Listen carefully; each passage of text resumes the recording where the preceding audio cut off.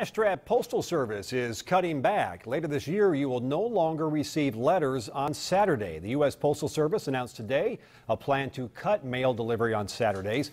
Packages would still be delivered 6 days a week, but letters and other first-class mail would only go out on weekdays.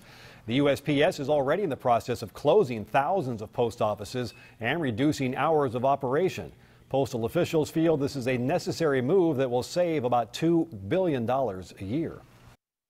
This announcement today is just one part of a much larger strategy to return the Postal Service to long-term financial stability. Congress created the problem, Congress has refused to solve the problem, and now postal management is going along and cutting essential services.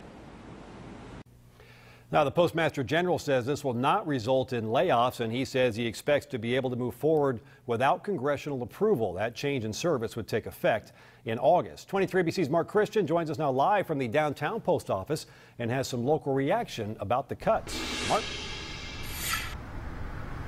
Now, many are not surprised to hear about the reduction in service, and some wonder even if these long-term changes can keep the post office going in the long run.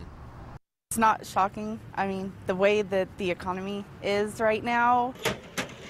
It's no secret that the post office has been fighting an uphill battle. Because they seem to be cutting corners everywhere they can. Most in the community support the decision to cut back on the delivery service. Saturday deliveries, it's just basically any other day. Especially if it will help the agency get back on its feet. If it'd save them money, fine.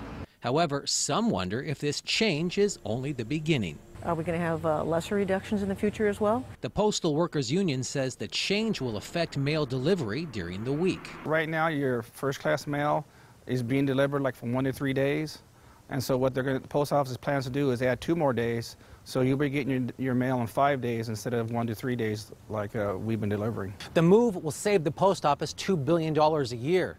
But with losses reported more than $15 billion last year, some wonder if the change will be enough. I believe potentially if things don't improve, given their financial circumstances, potentially we may not even have delivery to our residences and business. We may have to go to a central location and pick it up.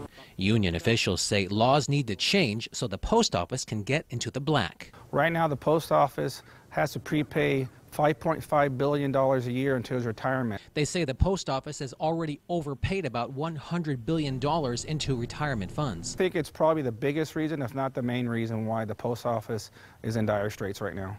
Now, union officials say many local jobs could be lost because of the reduction in service. And those changes aren't expected to take place until August.